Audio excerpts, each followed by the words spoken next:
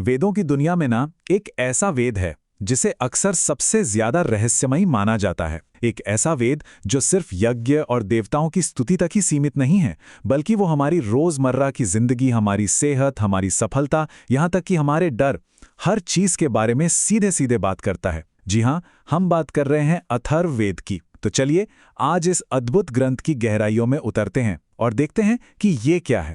अब देखिए, जैसे ही अथर्ववेद का नाम आता है ना, ज्यादातर लोगों के दिमाग में एक ही चीज आती है, अरे ये तो जादू टोने और अंधविश्वास का ग्रंथ है। लेकिन सच कहूं तो ये समझना एक बहुत बड़ी भूल है।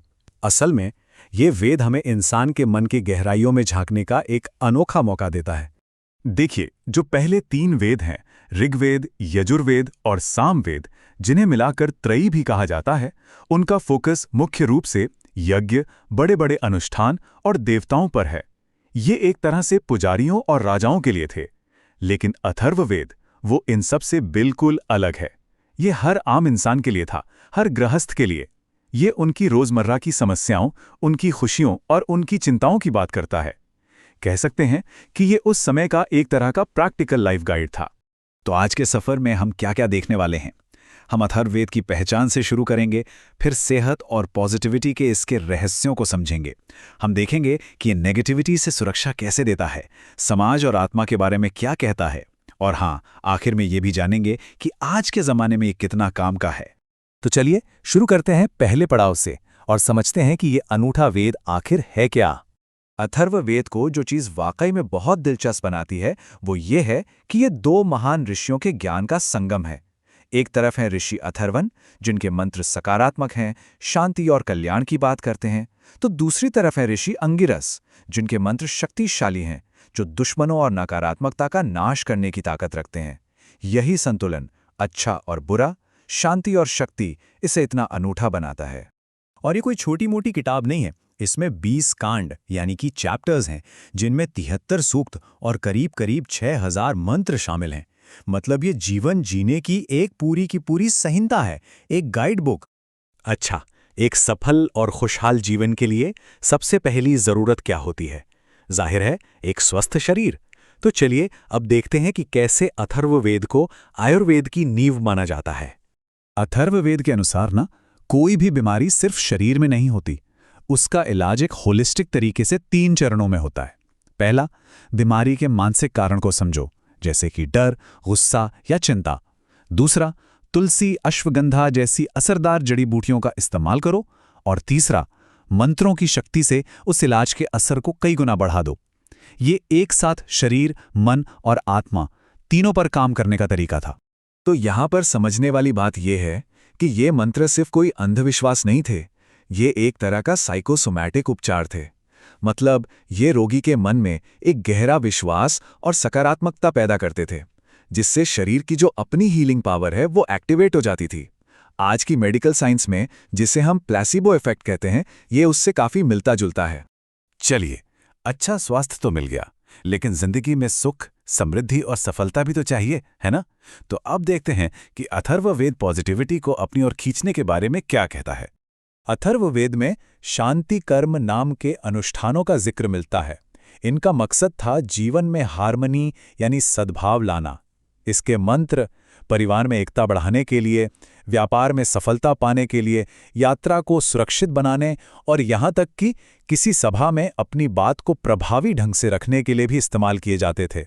असल में देखा जाए तो ये कोई जादू नहीं था। ये सकारात्मक मनोविज्ञान का एक बहुत ही पुराना रूप था, जिसे आज हम पॉजिटिव अफर्मेशंस या विजुअलाइजेशंस जैसी टेक्निक्स कहते हैं। अथर्ववेद हजारों साल पहले उसी सिद्धांत की बात कर रहा था। यह सफलता पाने के लिए सही माइंडसेट बनाने का एक पूरा विज्ञान है। लेकिन जिंदगी में हमेशा सब कुछ अच्छा ही तो नहीं होता। मुश्किलें भी आती हैं, खतरे भी होते हैं। तो अब देखते हैं कि अथर्ववेद जीवन की नकारात्मकता से हमारी रक्षा कैसे करता है। अथर्ववेद की शक्ति ना एक 2धारी तलवार की तरह है। एक तरफ इसमें रक्षा मंत्र हैं, ये बुरे सपनों से, दुश्मनों से, हर तरह के डर से बचाने के लिए एक मनोवैज्ञानिक कवच, एक शील्ड बनाते हैं। वहीं दूसरी तरफ इसमें अभिचार मंत्र भी हैं, जिन्हें शत्रु को नुकसान पहुंचाने के लिए एक आखिरी उपाय की तरह देखा जाता था। ये ग्रंथ जीवन की सच्चाई को स्वीकार करता है, जिसमें अच्छा और बुरा दोनों शामिल हैं। तो इसका सबसे बड़ा संदेश क्या है? संदेश ये है कि सबसे मजबूत सुरक्षा कवच हमारा अपना सकारात्मक और दृढ़ मन है। अगर हमारा मन मजबूत है तो दुनिया की कोई भी नकारात्मकता हमें आसानी से प्रभावित नहीं कर सकती। पर अथर्ववेद सिर्फ एक व्यक्ति के जीवन तक ही सीमित नहीं है। चलिए अब इसके दायरे को थोड़ा और बढ़ाते हैं और देखते हैं कि यह एक अच्छे समाज और ब्रह्मांड के गहरे रहस्यों के बारे में क्या कहता है। अथर्ववेद में राजधर्म के ऐसे सिद्धांत बताए गए हैं जो आज भी उतने ही प्रासंगिक हैं। जैसे एक राजा को अपनी प्रजा की रक्षा ठीक वैसे ही करनी चाहिए जैसे एक गाय अपने बछड़े की करती है। उसे सभा और समिति जैसी परिषदों से सलाह लेकर ही काम करना चाहिए। और टैक्स सिर्फ उतना ही लेना चाहिए जितना एक मधुमक्खी फूल से रस लेती है, बिना उसे कोई नुकसान पहुंचाए। और यहीं पर आकर अथर्ववेद का दर्शन अपनी सबसे ज्यादा गहराई दिखाता है। ये ब्रह्म की अवधारणा को समझाता है, मतलब वो परम सत्य, वो एक अकेली अनंत चेतना जिससे ये पूरा का पूरा ब्रह्मांड बना है।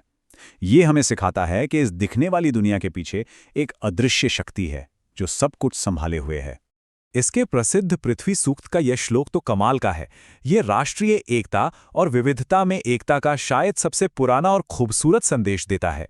ये सिखाता है कि देश सिर्फ जमीन का एक टुकड़ा नहीं बल्कि एक जीती जागती माँ है, जहां अलग अलग भाषाएं बोलने वाले लोग भी एक ही परिवार की तरह रहते हैं।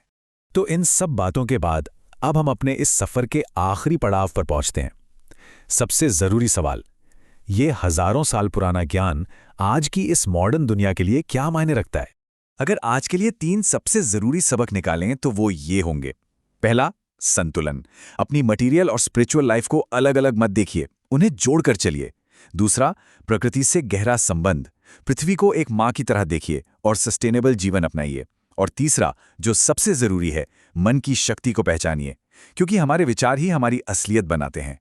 तो जैसा हमने देखा, अथर्ववेद सिर्फ कोई पुराना धूल खाता ग्रंथ नहीं है। ये जीवन जीने की एक प्रैक्टिकल गाइड बुक है जो आज भी उतनी ही काम की है। और ये हमें एक बहुत ही अहम सवाल के साथ छोड़ जाता है। हजारों साल पुराना ये ज्ञान आज हमारे जीवन की कौन सी समस्याओं को सुलझाने में मदद कर सकता है?